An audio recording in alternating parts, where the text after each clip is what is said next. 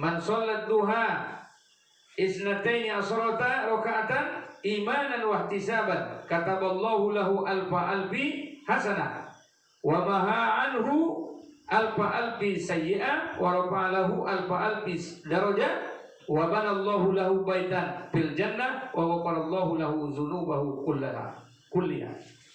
Barang siapa sholat duha 12 rakaat dengan penuh keimanan dan mengharapkan pahala, maka Allah menuliskan baginya 1 juta kebaikan, menghapus 1 juta kejelekan, mengangkatnya 1 juta derajat, membangunkan untuknya rumah baginya di surga, dan mengampuni semua dosa-dosanya. Baik, ini fadhail, keutamaan yang disampaikan, kelebihan. Ini menjadi motivasi, menjadi rangsangan, dorongan bagaimana kita mencintai amaliyah sunnah. Karena cenderung kadang-kadang kita ini dijangkiti oleh penyakit malas. Maka setelah mendengarkan hadis-hadis Nabi tentang keutamaan, fadilah, maka malas tadi mudah-mudahan bisa dikalahkan, ya kan? Apalagi misalnya saja ada hadis Nabi misalnya rakaataini minal fajri khairun minad dunya wa ma fiha. Itu lazim kan? Sering kita dengar 2 rakaat fajar lebih baik daripada dunia dan segala isinya. Nah, coba dunia dan segala isinya. Hari ini kita kan bergelut terus dengan bergelut terus dengan dunia. Dan biasanya dunia itu cenderung kita dibesarkan oleh manusia. Maka langsung ditekel oleh, ingat 2 rakaat sholat sunnah. Situ ya. Ini awalnya godang ya. Sama Sony paling. Ada tang godang tulang lemak. Itu tukang pukul. Baik. Iya. Baik, kembali kita ke fokus kajian. Nah, orang beriman. Nah, ini mudah-mudahan ini jadi kata kunci buat kita ya. Orang beriman dibimbing, dituntun, diarahkan bahwa yang besar itu adalah akhirat. Yang besar itu akhirat. Maksud besar di sini bukan berarti Allah nggak besar ya, jangan salah paham. Maksudnya di mata orang beriman itu kejarannya itu akhirat, bukan kejarannya dunia. Maka kerisauannya juga begitu, kerisauannya akhirat, bukan kerisauannya dunia. Itu sebabnya kalau orang beriman itu dalam menghadapi berbagai konflik di kehidupannya, dia tetap ampernya itu ngacunya kembali kepada Allah dan Rasul. Maka tidak akan dia jual Allah dan Rasul itu dengan segala macam fata morgana dunia. Karena dia sudah diajar, sudah menerima materi terus dari kajian agamanya bahwa la ilaha illallah. Nah, itu titik tolaknya itu sebenarnya. La ilaha illallah itu salah satu ungkapan dari ulama kita adalah membuang kebesaran makhluk yang ada dalam hati diganti dengan kebesaran Allah. Jadi artinya tatapannya itu, pikirannya itu, perasaannya itu, goyahnya itu, cita-citanya itu adalah Allah, tidak ada yang lain. Maka itu sebabnya tidak laku gertak dunia untuk orang beriman. Kalau kau serius, ku copot kau dari jabatan, copot. Kau kalau begitu terus, kamu aku mutasi. Kau kalau tetap juga seperti itu, kamu masuk penjara.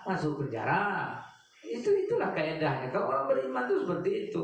Katanya urat takutnya sudah diganti dengan takutnya kepada Allah Subhanahu wa taala. Tapi untuk mencapai itu perlu namanya kita ngaji terus, perlu namanya kita bicarakan terus. Kalau kita hanya sekali-sekali, ya tetap dikalahkan juga oleh pikiran yang masuk ke otak kita, yaitu angan-angan tulul amal, yaitu gemerlapnya kehidupan. Bagaimana ya kalau aku nanti berpegang teguh ini, aku nanti dimutasi, akhirnya nggak dapat aku rezeki, akhirnya panjang ceritanya itu. Atau nanti kalau aku nanti ini berpegang teguh dengan agama ini, aku bakal ini nanti akan dikucilkan orang. Ya itu memang. Maka kita ngaji ini untuk apa? Membuat barisan orang-orang yang seperti al-ghuraba, ya, orang-orang yang asing. Nah, asing itu bukan sengaja mengasing, tapi memang resiko di tengah gelombang rusaknya umat di akhir zaman ini. Jadi kawan-kawan sekalian, dari 10 hadis di bab yang ke-15 di kitab Lughaul Hadis karangan daripada Imam As-Suyuti, Al-Alamah Jalaluddin As-Suyuti, masuk juga dia termasuk Hujjatul Islam dia, karena dia juga sudah hafal daripada 200.000 lebih hadis, ya. Itu yang muhaddisin ya, ahli hadis dia juga ahli fikih ya. Ini jadi dari uraian ini tadi menunjukkan sama kita betapa tidak bolehnya kita menyepelekan amal-amal sunnah. Tidak boleh kita menyepelekan amal-amal sunnah. Buktinya apa? Rasulullah tonjolkan ke kita, Rasulullah ingatkan ke kita betapa hanya dengan 12 rakaat kita melaksanakan sholat sunat, maka Allah Ta'ala akan membangunkan untuk kita sebuah rumah di surga. Sebuah rumah, berarti sudah ada itu can kita masuk surga itu. Sudah ada can kita. Malah tadi disebutkan apa? Dia masuk surga itu langsung banyak tadi sini sebutkan. Kemudian seperti memerdekakan budak itu dengan hanya 4 rakaat sebelum zuhur ya. Kemudian sholat 2 rakaat di tempat yang sepi tidak dilihat orang kecuali malaikat, ini bebas dari neraka kecuali dilihat Allah, dilihat malaikat. Intinya dari semua paparan kita di hadis ini nampak sekali oleh kita betapa tingginya, hebatnya, besarnya, mulianya pelaksanaan ibadah sholat sunat itu. Kemudian nanti diskusinya nanti ya habis ini mungkin ada yang perlu ditanyakan di sini. Bagaimana Ustaz sholat sunat sebelum asar kok 4 rakaat? Ya, ini hadisnya 4 rakaat. 2 rakaat gimana? Ya boleh. 4 rakaat boleh juga. Saya juga tidak berani mengklaim hadis ini hadis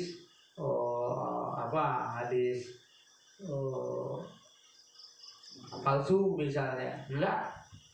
Tidak hadis palsu.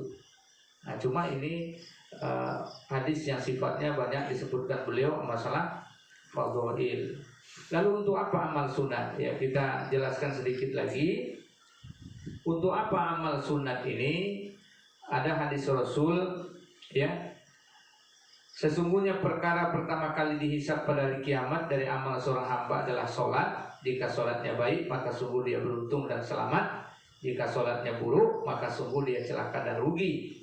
Jika terdapat suatu kekurangan pada sholat wajibnya, maka Allah berfirman, periksakanlah apakah hambaku memiliki ibadah sunnah yang bisa menyempurnakan ibadah wajib yang kurang. Jadi dari hadis Tirmizi di nomor 413 dan hadis ini sahih disebutkan di dalam kitab An-Nasai di nomor hadis 466 bahwa ternyata di akhirat besok kita ini diperiksa amal wajib kita semua diperiksa.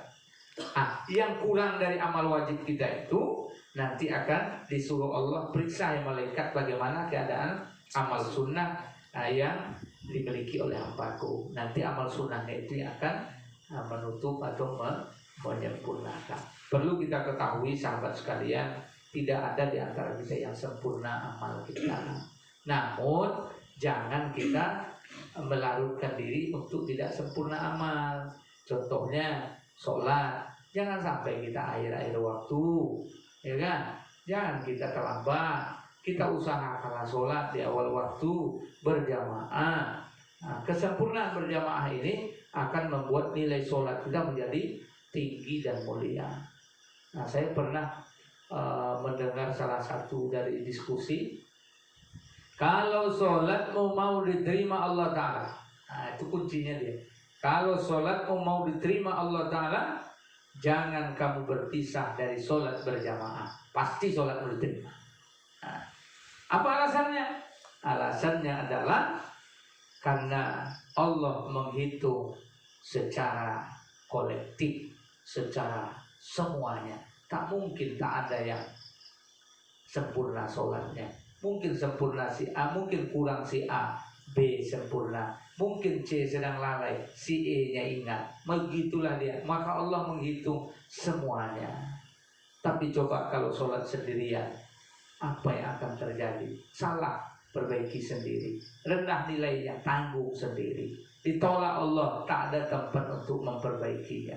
Tapi kalau berjamaah itu masih ada stok-stok kita dari sahabat kita, karena hitungannya jamaah. Itu sebabnya zohirnya imam salah kan boleh diingatkan sama makmum. Itu zohirnya bahwa kita satu rangkaian. Imam salah, wah diingat sama makmum. Berarti kita ini satu kesatuan. Maka oleh sebab itu pesan saya di kajian kita malam ini, jangan kita anggap remeh masalah amal sunat. Tetap berusaha. Ini Mujahid Dedi hobi puasa sunat yang luar biasa, alhamdulillah. Misalnya rajin kita menunaikan sholat sunat, alhamdulillah. Sodako, alhamdulillah, untuk menutupi daripada kekurangan-kekurangan dari amal-amal wajib kita. Baik, ini kita cukup sampai di sini, yakni sampai di bab 15 baru ya, masalah fi fadilati as-sunan, ya, fadilah dari amal-amal sunat. Baik, mungkin ada yang mau bertanya. Silakan Henry ya. Silakan. Mau nanyakan Ustaz tentang pelaksanaan sholat sunat ini, kan ada yang hadis yang menyebutkan lebih bagus pelaksanaan sholat sunat ini di rumah gitu. Jadi bagaimana melaksanakan sholat sunat di rumah ini dengan yang qobliyah sama ba'diyah ini? Apakah setelah kita sholat berjamaah di masjid, sholat fardu, kita pulang ke rumah baru kita laksanakan sholat ba'diyahnya, atau bagaimana? Pelaksanaannya? Ya. Baik, mengenai keutamaan sholat sunat dikerjakan di rumah, ya memang ada hadis Nabi dari Zaid bin Sabit radhiyallahu anhu bahwa Rasulullah SAW bersabda, hendaklah kalian mengerjakan sholat di rumah-rumah kalian, karena sungguhnya sebaik-baik sholat seseorang adalah di rumahnya, kecuali sholat maktubah atau sholat fardu. Ya, itu ada hadisnya ya, dari Zaid bin Sabit ya. Zaid bin Sabit ini sahabat Nabi yang dipercaya sebagai oleh Khalifah Abu Bakar, juga dipercaya sebagai ketua dari pembukuan atau pengumpul daripada wahyu ya, Al-Quran ya, Zaid bin Sabit. Beliau yang meriwayatkan hadis tentang mengerjakan sholat di rumah-rumah itu perintah. Hendaklah kalian mengerjakan sholat di rumah-rumah kalian, karena sesungguhnya fa inna khairas sholatil mar'i, karena sungguhnya sholat yang baik bagi seseorang itu adalah di rumahnya, fi baitihi illa sholatil maktubah, melainkan sholat maktubah ya, sholat yang pokok yang wajib. Lalu bagaimana? Karena ini sifatnya adalah anjuran, bukan mutlak, bukan mutlak, maka kita melihat keadaan. Bagaimana keadaan yang kita lihat ini?